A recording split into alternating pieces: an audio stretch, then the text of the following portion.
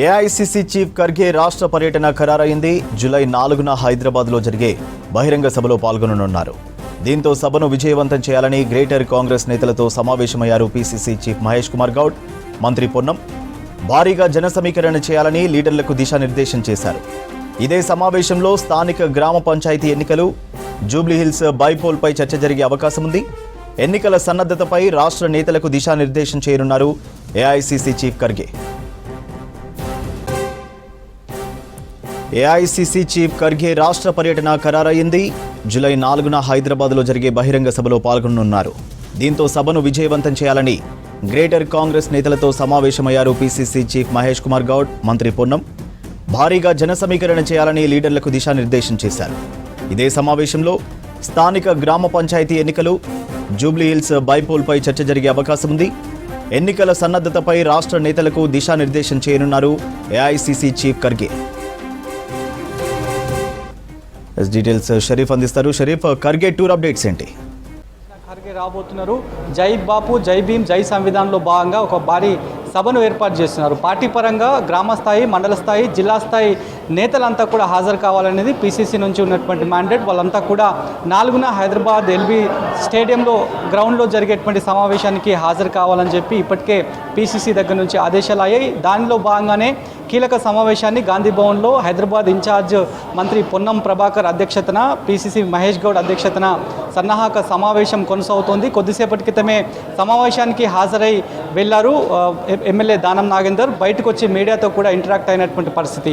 4న ఎందుకు సమావేశం పెట్టబోతున్నాం, ప్రధాన ఎజెండాలు ఏంటి అనేటువంటి అంశాలపైన దిశానిర్దేశం సంబంధించినటువంటి ఇన్ఛార్జ్ మంత్రి పొన్నం ప్రభాకర్, పీసీసీ అధ్యక్షుడు పూర్తి స్థాయిలో దిశానిర్దేశం చేశారనేటువంటి అంశాన్ని కూడా చెప్పారు. జై బాపు, జై భీమ్, జై సంవిధాన్ని క్షేత్రస్థాయిలో ప్రజల్లోకి తీసుకువెళ్లాలనేటువంటి ఉద్దేశంతో ఈ కార్యక్రమాన్ని చేపడుతున్నామనేటువంటి అంశాన్ని చెప్పారు.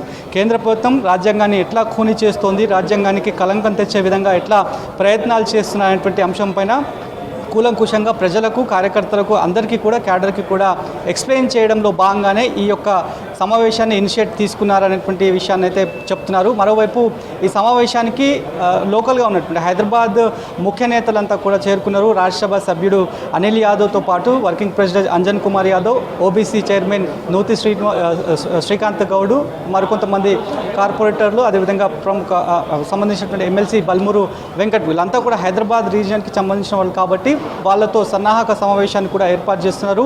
విజయవంతం చేయాలనేటువంటి అంశాన్ని కూడా చెప్తున్నారు. మరోవైపు మొన్నటి ఏఐసీసీకి సంబంధించినటువంటి గుజరాత్లో ఒక భారీ కాన్క్లేవ్ని ఏర్పాటు చేశారు. మల్లికార్జున ఖర్గే అక్కడ పార్టీని ఉద్దేశించి, క్యాడర్ని ఉద్దేశించి, ఆయా నేతలను ఉద్దేశించి మాట్లాడారు.